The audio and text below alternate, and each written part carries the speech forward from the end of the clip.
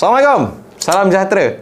Apa hal korang? Selamat kembali ke dalam channel YouTube Rais Hamid Aris TV dan masih lagi bersama dengan YouTuber kembaran raya Malaysia, Indonesia, Brunei, Singapura, Selatan Thailand dan juga Filipina. Rais Hamid, apa hal korang? Check it out now. Ya, betul-betul. Let's go. Come on, yo.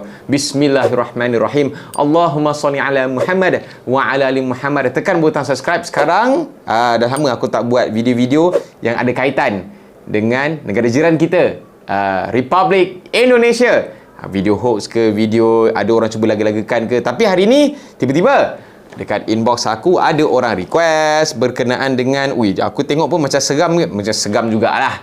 Okay, walaupun aku tahu benda ni aku dah ada jawapan dah. Tapi jom kita sama-sama buat reaction apa yang diorang cuba nak jadi batu api sangat ni. Akaun apa benda tadi ni, Arekanak Lombok.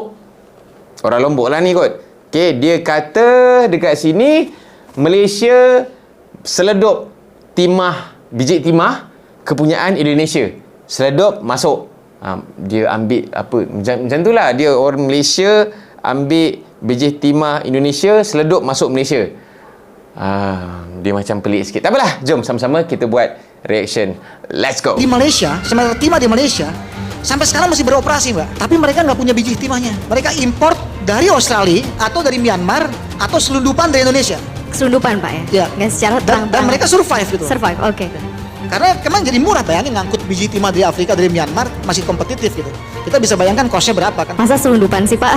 Jadi kayak pengawasannya kurang dong berarti nih ya. Harus ada yang ketat lagi gitu ya kalau dari Indonesia. Karena ini harta gitu ya, milik bangsa dan negara Indonesia. Kalau yang namanya ekspor ilegal masih berjalan, yang namanya tambang ilegal masih berjalan, ya proses hilirisasi, proses industrialisasi menjadi terganggu. Dan tugas TNI dan Polri ada di situ. Kalau ekspor ilegal misalnya, timah itu masih berjalan, boksit masih ada, batu bara masih ada, sehingga penerimaan negara menjadi sangat berkurang karena itu. Itulah tugas TNI dan Polri. Kalau di laut ya polisi air, Bakamla, TNI AL. Licik, langkah Malaysia terbongkar. Selundupkan timah dari Indonesia agar dapat harga murah. Timah adalah metal for the future. Artinya apa? Artinya ke depan semua teknologi pasti akan membutuhkan timah. Artinya demand-nya akan naik. Tentu saja itu akan memberikan peluang bagi kita di dalam industri pertimahan karena Indonesia adalah produsen timah terbesar nomor 2 di dunia, ya, setelah China. Kalau kita curving out China dari penggunaan timah dunia, maka kontribusi Indonesia terhadap kebutuhan timah dunia itu kurang lebih 40%. Jadi sangat besar, sangat signifikan dan sangat memungkinkan bagi Indonesia untuk memainkan peranan lebih jauh di dalam menstabilkan harga timah dunia. Hubungan diplomatik Indonesia-Malaysia kembali mengalami ujian. Perlukah dikatakan seperti itu?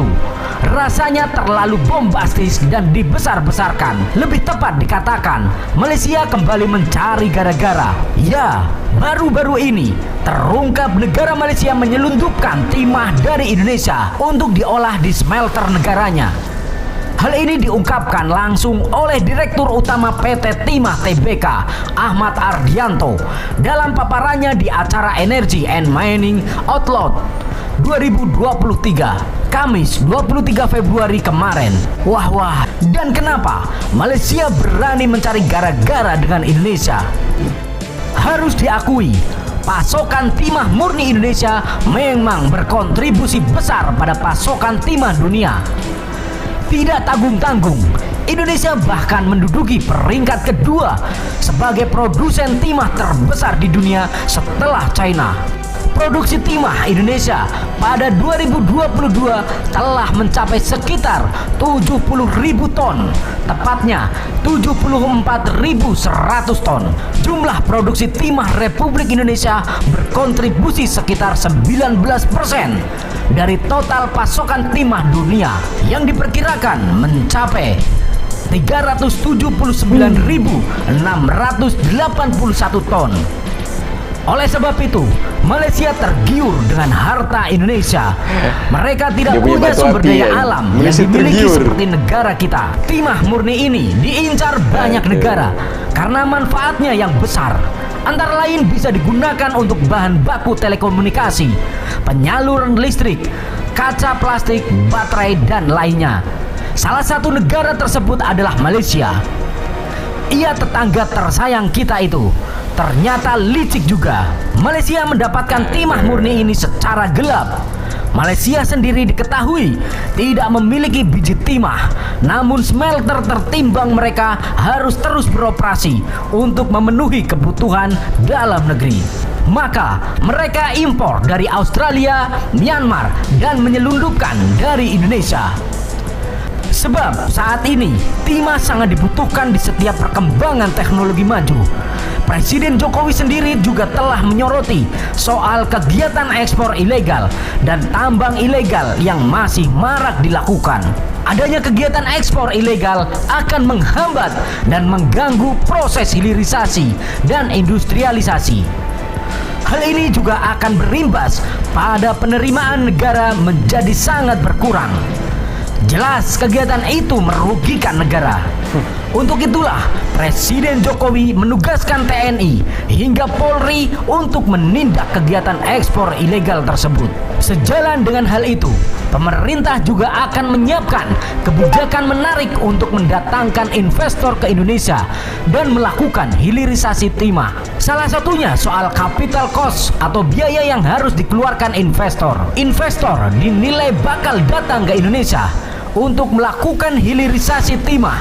Jika capital cost rendah, maka sesuai apa yang disampaikan Jokowi, kita harus bisa menjadikan 270 juta penduduk Indonesia sebagai sebuah kekuatan besar negara kita. Bukan hanya untuk mendukung akselerasi pertumbuhan ekonomi, tapi juga untuk mengejar kesejahteraan, untuk mengejar kemajuan bersama. Bagaimana menurut kalian soal ulah tetangga tersayang kita ini? Yuk diskusikan di kolom komentar. Merdekalah kita seutuhnya. Merdeka. Cerita pada Rusia. Sebelum tu aku nak bagi korang faham tau. Bila kau cakap pasal seledup, di mana yang tadi tu apa benda tu? Bos BUMN. BUMN ni macam orang kata apa, persatuan biji timah dekat Indonesia ni, dia yang dia punya bos dia lah. Macam dia cakap, dia pun akui sendiri yang Malaysia, kejap lagi aku bagi penerangan yang ni Malaysia mengeksport secara ilegal ataupun secara haram biji timah daripada Indonesia masuk ke Malaysia. Bila cakap pasal ekspor ataupun ekspor lah, dia bukan curi tau. Okay, so bila import ekspor ni sama ada sah ataupun tak sah, dia melibatkan dua pihak. Jadi kalau orang kata seledup kan, seledup daripada Indonesia masuk ke Malaysia ni, maknanya dia melibatkan ada pihak yang tolong Malaysia nak seledup masuk biji timah tu masuk ke Malaysia. Mungkin korang tak faham lah. Okey, tak apa, aku bagi korang senang faham lah. Pada 19 Ogos 2020, 5 lelaki Indonesia ditahan sebab cuba seledup keluar biji timah daripada Indonesia masuk ke Malaysia. Yang kena tahan tu adalah warga Indonesia sebab diorang yang membantu yang puak-puak daripada Malaysia ni yang cuba seledup lah. Dan memang orang kata pasukan Marine daripada kedua-dua belah negara, Indonesia dan Malaysia, diorang bekerjasama tau, nak menangkap baik yang daripada Indonesia yang buat kerja dan juga daripada Malaysia yang buat kerja juga. Sebab diorang ni orang kata underground punya kerja ni, diorang bekerjasama. Jadi apa yang ayat akaun tu cakap Malaysia seolah-olah nak menggambarkan macam kerajaan Malaysia pula yang menyeledup masuk biji timah daripada Indonesia ni masuk ke dalam Malaysia. Tak boleh lah.